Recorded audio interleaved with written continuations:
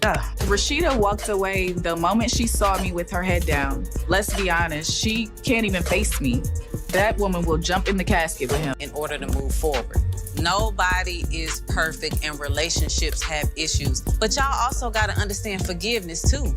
And that's what I have learned to understand. Because we've had to forgive each other for I ain't always been perfect in my marriage. We've had dishonesty from both sides of us in this marriage. We've had infidelities from both sides of us in this marriage. Do you realize you didn't even attend Cannon's last birthday because where were you at? That's the same party that I helped pay for and pay for the gifts, correct? When we was in mediation, do you even remember what we agreed on?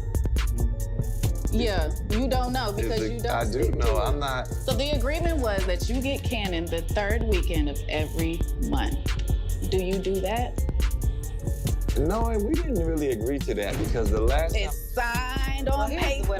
This is what I just want to say. It's not gonna ever be exactly what you want it to be. But one thing you ain't gonna never, ever, ever have to question or worry about is that boy getting the love and the same treatment as all the other kids when he's around. I mean, I told you, you can call me anytime. When you need me, call me. Now that you say that, I'm gonna take your word for it. We'll see. So if I pick him up from your house and I come to your door, you're gonna be fully dressed or you're gonna be how you normally be? How do I normally be? You came to the door a few times in your birthday suit. You don't think that's happened? Are you kidding me? So that's never happened? Oh, you making up now. I don't know what you trying to do, what you trying to pull, but it's okay, because listen, I don't erase no message. And I'm not saying it like I've never... Jasmine stood in the dimly lit living room of Kirk Frost's large Atlanta home, her arms tightly crossed over her chest. Her eyes burned with a fierce mix of determination and frustration. She was no stranger to drama, having been a fiery presence on Love and Hip Hop Atlanta. And tonight, things were about to get heated. The air was heavy, thick with the kind of tension that makes everything feel like it's on the edge of a breaking point. The distant hum of the city outside barely reached her ears as she steeled herself for what was to come. This was her moment. Kirk Frost, the well-known music manager and Love and Hip Hop star, sat slouched on the edge of a leather couch, his hands clasped tightly between his knees. He looked exhausted, worn out, and caught in a situation he hadn't expected. Even though his wife, Rasheeda Frost, wasn't in the room, her presence was felt. Her perfume lingered on the cushions, and framed pictures of them together lined the mantel, a constant reminder of the life they had built. But Jasmine wasn't here to talk about the past. She wasn't here to reflect on what once was. No, she was here to fight for what she thought was rightfully hers. She paced the hardwood floor, the sound of her heels clicking with purpose as her thoughts raced. For months, maybe even years, she had played the role of the secret lover, the other woman on Love and Hip Hop Atlanta. She had been the one who received the late-night calls, the one who shared stolen moments with Kirk when no one was looking. But tonight, enough was enough. Her patience had run out. Whatever twisted version of love she'd felt had evolved into something much fiercer, something unrelenting. She stopped, facing Kirk.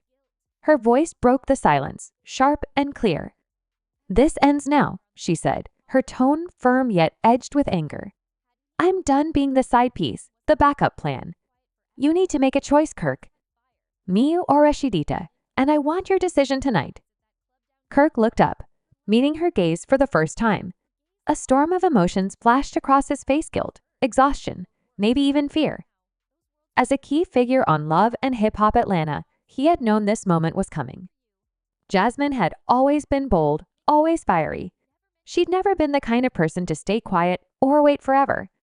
From the moment they'd met, there had always been an undeniable spark between them. But now, this wasn't just some playful flirtation for the cameras. This was serious, and it was about to change everything. "Jazz, you know it's not that simple," Kirk started, his voice rough. He was trying to make her understand, trying to reason with her as if this was just another drama-filled moment for the show. "Rasheeda and we've got history. A business, a kid. You can't just..." "I don't care," Jasmine snapped, stepping closer. Her hands dropped to her hips as she glared at him. "History doesn't mean loyalty. You've been running to me every time Rasheeda turns her back, every time she won't give you what you need. Don't act like I'm the one making this complicated. You made this mess, Kirk. Now clean it up." The room felt smaller as her words hit him. The walls seemed to close in as the weight of her ultimatum settled over them. Kirk leaned back, staring at the ceiling as if it might offer him some kind of escape. He could still hear the voice of Rasheeda in his mind, the sharp accusation from their last argument. She'd called him out for drifting, for keeping secrets. She wasn't wrong. He had been careless, letting Jasmine slip deeper into his life and into the drama of love and hip-hop Atlanta. And now, Jasmine was standing in front of him, demanding that he tear apart everything he had built with his wife for a chance at something new with her. Jasmine stood her ground, her breath shallow and quick. She had rehearsed this moment countless times, imagining every possible response from Kirk. Anger, defiance, maybe even a confession of love that would make fans of love and hip-hop Atlanta gasp. But Kirk's silence was worse than anything she could have expected. It was as if he was already giving in to her demands, and it only fueled the fire inside her. She stepped forward, closing the distance between them. Her shadow loomed over him, casting a dark presence across the couch. "Look at me," Jasmine said, her voice dropping to a low, dangerous whisper. "You don't get to sit there and pretend this isn't happening. I've given you everything, my time, my heart, my pride. And for what? To watch you play house with Rasheeda while I'm left waiting for scraps? No more, Kirk. You're going to divorce her. And you're going to marry me. That's the deal." Kirk's jaw tightened, and for the first time, he met her gaze. His eyes were cold, but there was a flicker of something underneath, something conflicted. "You think it's that easy?" he asked, his voice hard. "You think I can just walk away from my entire life with Rasheeda because you're tired of waiting?" "Jazz, you knew what this was from the beginning." Jasmine's laugh was sharp, bitter. "Don't you dare put this on me, Kirk. I didn't know I'd fall for you. I didn't know you'd keep coming back, making promises you never meant to keep. But you did. And now I'm cashing in. You owe me this."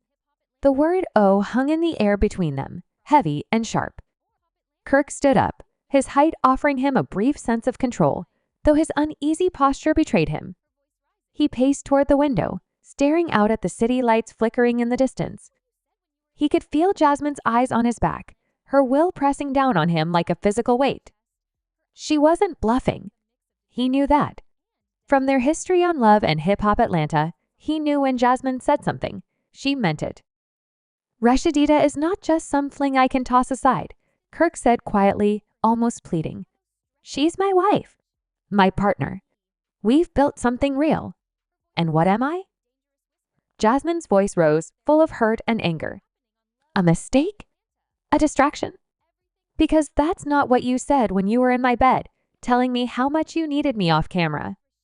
Don't you dare rewrite the story now, Kirk. You made me believe there was a future here." Kirk turned to face her, torn. She was right. He had fed her hope, let her think there was more to their relationship than there ever could be. The truth was a tangled mess: love for Rasheeda, desire for Jasmine, and a selfishness that kept him stuck in both worlds. Now, those worlds were crashing together, and Jasmine was forcing him to make a choice. "If I leave Rasheeda," Kirk said, stepping closer to her, "it's not just about us. There's lawyers, money, my son. It's everything falling apart. Are you ready for that?" Jasmine didn't flinch. "I'm ready for you, Kirk. That's all I care about. Rasheeda can have the rest, but you're mine." There was a finality in her voice that sent a chill through him. She wasn't asking anymore. She was making a demand. Kirk rubbed the back of his neck, his mind racing. He could already see it: divorce papers, Rasheeda's fury on the next episode, the media buzz, the headlines splashed across every blog. And Jasmine, standing triumphant, wearing a ring on her finger, her victory sealed. But at what cost? "Choose now," Jasmine said, her voice steady, final. "Me or Rasheeda? I'm not walking out of here without an answer." And with that, the decision lay between them. Everything would change from this point on.